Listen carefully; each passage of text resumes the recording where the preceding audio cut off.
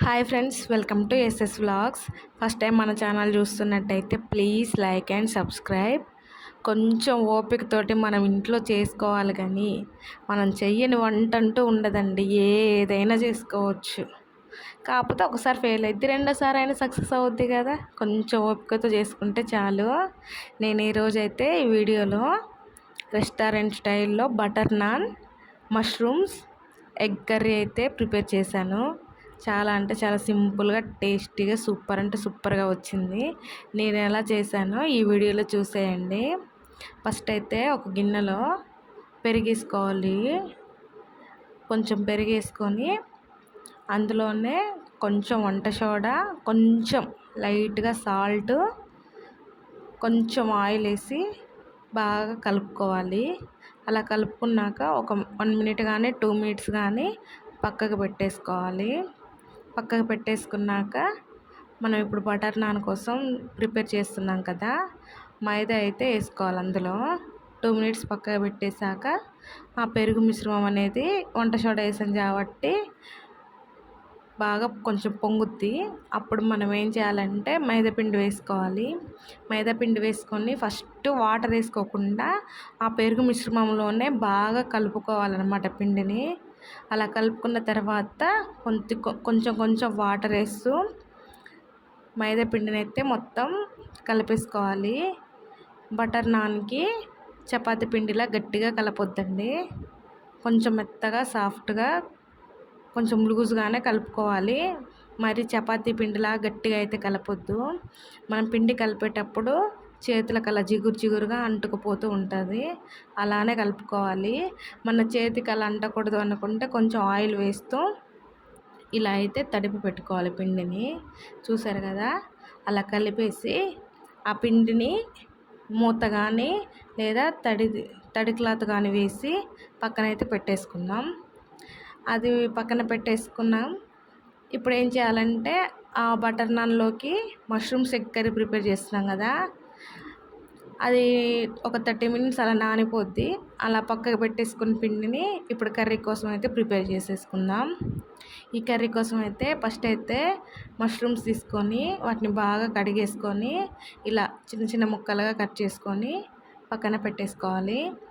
తర్వాత ఒక కడాయిలో ఆయిల్ వేసుకొని, లైట్గా ఆయిల్ ఎక్కువ వేయద్దు, లైట్గా ఆయిల్ వేసుకొని మనం కట్ చేసి పెట్టుకున్న మష్రూమ్స్ని ఆయిల్లో ఫ్రై చేసుకోవాలి. మనం ఈ ఫ్రై చేసేటప్పుడు అయితే సాల్ట్ కానీ పసుపు కానీ ఏది వేయనవసరం లేదు. ఓన్లీ ఆయిల్లో అలా ఫ్రై చేస్తే చాలు. లైట్గా వాటర్ వచ్చిద్ది మష్రూమ్స్ ఫ్రై చేసేటప్పుడు, పర్లేదండి. మరి ఎక్కువగా ఫ్రై కాకుండా నార్మల్గా అవి కొంచెం రెడ్ కలర్లో వస్తాయి వేగిపోయినట్టుగా, అలా అయితే చాలు. అలా ఫ్రై చేసుకొని ఒక ప్లేట్లో తీసి పెట్టుకోవాలి. ఇది తీసి పెట్టుకున్నాక అదే కడాయిలో మీకు ఎన్ని ఎగ్స్ కావాలంటే అన్ని ఎగ్స్ తీసుకోండి. నేనైతే 2 ఎగ్స్ తీసుకొని వాటిని మధ్యలో కట్ చేసి కొంచెం ఆయిల్ వేసి ఫ్రై అయితే చేసేసుకున్నాను. ఎగ్స్కి అయితే పసుపు, కారం, ఉప్పు ఇవి వేసి నేనైతే ఎగ్స్ ఫ్రై చేసుకున్నాను. ఎగ్స్ కదా, అవి చితిలిపోతాయని నేనైతే కడాయి అయితేనే అలా కలిపేసుకొని ఎగ్స్ అయితే ఇలా ఫ్రై చేసుకున్నాను. ఫ్రై చేసి పక్కన పెట్టేసుకోవాలి. అవి కూడా అదే కడాయిలో కొంచెం ఆయిల్ వేసి కొంచెం జీడిపప్పు వేసి ఫ్రై చేసేసుకుందాం. ఇది ఇలా కర్రీలోకైనా యూజ్ చేసుకోవచ్చు, లేదా పేస్ట్ అన్న చేసి కర్రీస్లో వాడుకోవచ్చు. నేనైతే ఫ్రై చేసేసాను. జీడిపప్పును కూడా ఫ్రై అయిపోయింది కదా, అది కూడా ఒక గిన్నెలోకి తీసేసుకొని పక్కన పెట్టేసుకోవాలి. చూసారు కదా, మష్రూమ్స్, ఎగ్, జీడిపప్పు 3 అయితే ఫ్రై చేసి ప్లేట్లోకి అయితే తీసి పెట్టుకున్నాను. ఇప్పుడు అదే కడాయిలో కొంచెం ఆయిల్ వేసి బగారా మసాలా అన్నీ వేసేసాను. అంటే ఈ మసాలా ఐటమ్స్ అంటే ఆకు, బగారాకు, స్టార్ పువ్వు, కొంచెం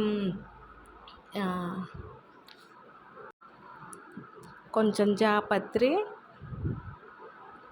కొంచెం చెక్క, 2-3 లవంగాలు ఒక చిన్నవి 2, 3 మరాఠీ మొగ్గలు. ఈ మసాలా దినుసులన్నీ వేసి ఆయిల్లో ఫ్రై చేసుకోవాలి. ఈ మసాలా దినుసులన్నీ కొంచెం ఫ్రై చేసుకొని ఆయిల్ హీట్ అయ్యాక ఇవి వేసి కలుపుతూ ఫ్రై చేసుకోవాలి. ఈ ఫ్రై అవుతున్నాయి కదా, ఈ ఫ్రై అయినాక సన్నగా తరిగి పెట్టుకున్న ఆనియన్స్ ఉంటాయి కదా, ఆనియన్స్, పచ్చిమిర్చి, ఒక 2 పచ్చిమిర్చి కూడా సన్నగా కట్ చేసి వేసుకోవాలి. ఆనియన్స్, పచ్చిమిర్చి సన్నగా కట్ చేశాను, అవి కూడా వేసుకొని బాగా ఫ్రై చేసుకోవాలి. ఇవి మాత్రం కొంచెం బాగా ఫ్రై అవ్వాలి. ఆనియన్, పచ్చిమిర్చి అనేది బాగా కలుపుతూ ఫ్రై చేసుకోవాలి. ఇప్పుడు ఈ ఫ్రై అవుతున్నాయి కదా, ఇవి సిమ్లో పెట్టేసి మనం దీనికి మసాలా అయితే ప్రిపేర్ చేసుకుందాము. ఆ మసాలా కోసం అయితే 2 ఆనియన్స్, ఒక చిన్న టమాటా, 2 ఆనియన్స్, ఒక చిన్న టమాటా, కొంచెం జీడిపప్పు, నేను ఇలాగ ఫ్రై చేసినవి కొన్ని, నార్మల్వి కొన్ని వేసుకొని అయితే గ్రైండ్ చేసుకుందాం. చూసారుగా పేస్ట్ అలా మెత్తగా గ్రైండ్ చేసుకొని ఆ పేస్ట్ని ఈ ఆనియన్స్, పచ్చిమిర్చి ఫ్రై అయింది కదా, ఇప్పుడు మనం మిక్సీ పట్టుకున్న ఈ పేస్ట్ని కూడా అందులో కలిపేయాలి. పేస్ట్ మొత్తం ఆయిల్లో వేసి బాగా ఫ్రై అవ్వనివ్వాలి. పచ్చివాసన పోయేంత వరకు ఫ్రై చేసుకోవాలి. మీకు వద్దు అనుకుంటే టమాటా స్కిప్ చేసేయండి. ఓన్లీ ఆనియన్, జీడిపప్పు అయితే పేస్ట్ వేసుకోండి. టమాటా స్కిప్ చేసి ఆనియన్, జీడిపప్పు మాత్రం పేస్ట్ చేసి వేసుకోండి, ఇంకా బాగుంటుంది. టమాటా వేసుకున్నా పర్లేదు. బాగా ఫ్రై చేసుకోవాలి ఆయిల్లో. అది బాగా ఫ్రై అయిన తర్వాత కొంచెం పసుపు, అల్లం వెల్లుల్లి పేస్ట్ వేసుకొని అవి కూడా పచ్చివాసన పోయేంత వరకు బాగా కలుపుతూ ఫ్రై చేసుకోవాలి. ఆయిల్ అనేది కొంచెం అన్న బయటికి వచ్చేంత వరకు ఫ్రై చేస్తూనే ఉండాలి. బాగా కలుపుతూ ఉండాలి, లేదంటే మాడిపోయిద్ది, అడుగంటిపోతూ ఉంటుంది అన్నమాట. ఆనియన్ పేస్ట్ కాబట్టి మనం కలుపుతూ బాగా ఫ్రై చేసుకోవాలి. బాగా ఫ్రై అయిన తర్వాత కర్రీకి సరిపడా సాల్ట్ వేసుకోవాలి. సాల్ట్ వేసేసుకొని బాగా కారం కూడా వేసేసుకోవాలి. సాల్ట్, కారం మీకు టేస్ట్ తగ్గట్టు వేసుకోండి. బటర్ నానే కదా, మరీ ఎక్కువ అవసరం లేదు. కారం, ఉప్పు అనేది కొంచెం తక్కువగానే వేసుకోండి. కారం, ఉప్పు వేసాక హోల్ గరం మసాలా దినుసులతో పట్టిన గరం మసాలా పౌడర్ అయితే వేసేసుకోండి. అది కూడా ఎక్కువ వేయకండి, కొంచెం వేస్తే చాలు. వేసి బాగా కలుపుతూ పచ్చివాసన పోయేంత వరకు బాగా ఫ్రై చేసుకోండి. కారం స్మెల్ అనేది రాకుండా బాగా కలుపుతూ ఫ్రై చేసుకోవాలి. ఇది ఫ్రై అయిన తర్వాత మనం వాటర్ వేసుకొని ఈ పేస్ట్ అనేది ఉడికించుకోవాలి. ఎక్కువ వాటర్ అవసరం లేదు, కొంచెం వాటర్ వేస్తే సరిపోతుంది. ఈ వాటర్ వేసాక బాగా కలుపుకొని ఒకసారి టేస్ట్ చేసి చూడండి, సాల్ట్, కారం సరిపోయిందా లేదా అనేది. సరిపోకపోతే ఏమైనా తక్కువైతే అవి వేసుకొని బాగా కలిపి దగ్గరికి వచ్చేంత వరకు ఉడికించుకోండి. ఇలా ఉడికిన మిశ్రమంలో కొంచెం పెరుగు యాడ్ చేసుకొని కలుపుకుందాం. ఇది పెరుగు మీ ఇష్టం అండి, వేసినా పర్లేదు, వేయకపోయినా పర్లేదు. మీకు గ్రేవీ చిక్కగా ఉండాలి అనుకుంటే అలా కొంచెం లైట్గా వేసేసుకొని బాగా దగ్గరికి ఉడికించుకున్నాక ఇప్పుడు మనం ఫ్రై పెట్టుకున్నాం కదా ముందుగానే మష్రూమ్స్ వేసేయాలి. అందులో కొంచెం జీడిపప్పు ఉంది కదా, అది కూడా వేసేసాను. తర్వాత వేయించి పెట్టుకున్న మష్రూమ్స్ వేసాను.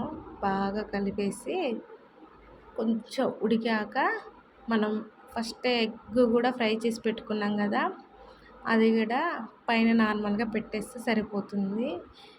మష్రూమ్స్ బాగా ఉడికాక దింపేస్తాం, ఒక 2 మినిట్స్లో అన్నప్పుడే ఎగ్స్ వేసుకోవాలి.